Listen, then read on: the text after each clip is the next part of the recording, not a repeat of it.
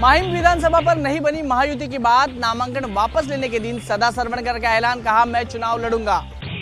Mahim seat पर अमित ठाकरे का रास्ता साफ करने के लिए महायुति में दिन भर बैठकों का दौर चलता रहा। शिवसेना विधायक सदा सरवणकर ने सीएम शिंदे से मुलाकात की। सियासी गलियारों में चर्चा रही कि सदा सरवणकर को नाम वापस लेने पर विधान परिषद की सदस्यता और मंत्री बनाए जाने का ऑफर महायुति के नेताओं की तरफ से दिया गया।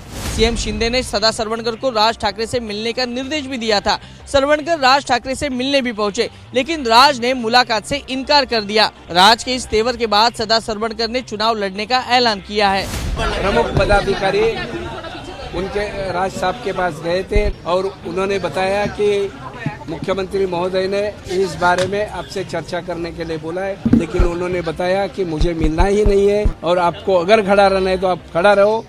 माहिम विधानसभा क्षेत्र से शिवसेना से सदा सरवणकर, एमएनए से अमित राज ठाकरे और यूबीडी से महेश सावंत चुनाव लड़ेंगे। चुनाव आयोग ने महाराष्ट्र की डीजीपी रश्मि शुक्ला को हटाया, विवेक फणसलकर को डीजीपी का अतिरिक्त प्रभार। विपक्षी दलों ने चुनाव आयोग से रश्मि शुक्ला की शिकायत की थी। विपक्षी दलों की शिकायत पर एक्शन लेते हुए चुनाव आयोग ने रश्मि शुक्ला को पद से हटा दिया। विपक्षी नेताओं ने रश्मि शुक्ला पर बीजेपी के पक्ष में काम करने का आरोप लगाया था। क्या मजबूरी थी महायुति सरकार की उनको उस पद पर बिठाने की? एक्सटेंशन देने की क्या जरूरत थी? इसका मतलब यही है कि जो चुनाव हो रहे वो चुनाव ट्रांसफॉर्म नहीं होना चाहिए, पारदर्शक नहीं होना चाहिए।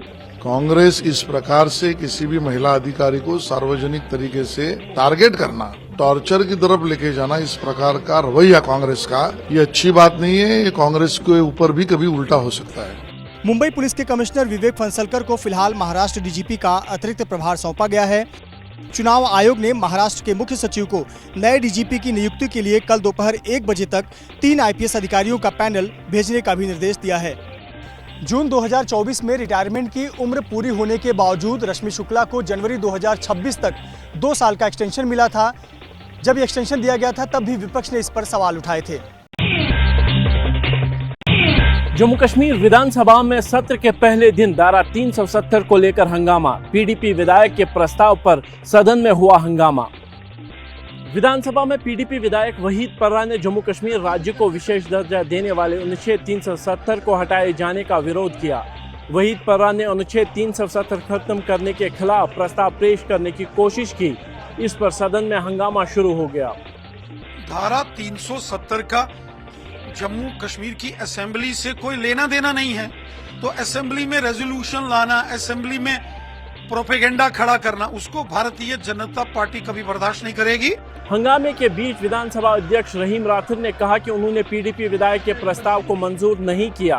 पीडीपी नेता इल्तिजा मुफ्ती ने कहा कि जो काम उमर सरकार नहीं कर पाई वो काम हमारे विधायक ने किया। वहीं सीएम उमर अब्दुल्ला ने कहा कि ऐसे प्रस्ताव का कोई मतलब नहीं है। जो रेजोल्यूशन आज लाया गया है उसकी कोई मतलब अहमियत नहीं है। विधानसभा का सत्र 5 दिन चलेगा। पहले दिन हंगामे के बाद ये तय है कि विधानसभा का सत्र हंगामेदार रहेगा।